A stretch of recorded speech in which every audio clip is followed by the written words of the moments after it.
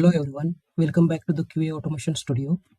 This is part 2.2, writing your first Playwright test and understand Playwright Test Syntax. In the previous video, we learned how to run Playwright tests.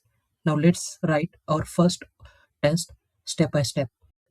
In this video, we will write and execute our own first test, and then we will understand Playwright Test Syntax, then how to open that website using a Playwright, and then we will learn how to run test on headed mode, and finally how to run test on a specific browser. Open your Playwright project in VS Code. Inside the project you will see a folder test.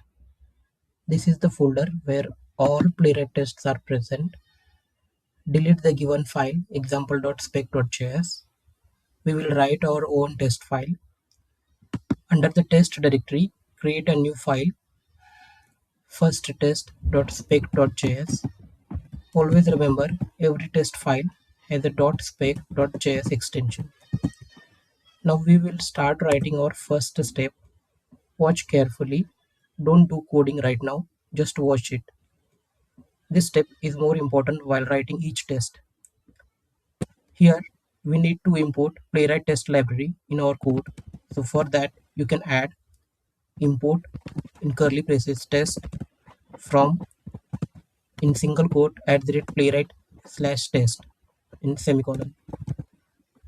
So as of now, just remember this line @playwright/test is the Playwright testing library from which we get the test function and other testing features. Or you can say it is the main Playwright package used to write and run automation tests. Later we will cover detailed separate video on this. So right now just remember this @playwright/test is a Playwright's built-in test runner package that provide test functions, assertions, fixtures, and test execution features. All these concepts we will cover one by one. So this test is used to write test script. Now we will write a test syntax. So this is our first test. Now let's discuss one by one. To write test, we can always use this test function. So whatever the actions are performed on the web, like navigate to URL, get page title, click on the button, enter the text in input box, check radio button, select drop down.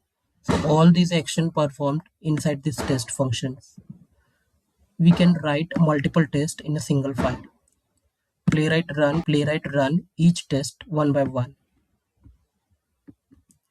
So here you will see the first parameter of our test.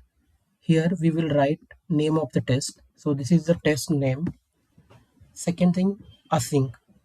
Async means this test has a multiple steps that will take more time. For example, opening browser, loading websites. So Playwright needs async to manage these steps. Basically, async tells JavaScript that this test contains actions that will take time. Then page. This is a fixture. Page represents a browser tab. Playwright gives this page automatically. Using page, we interact with the websites. We open URLs, click buttons, and type text using this page. Each test gets a fresh page. This keeps our test clean and independent.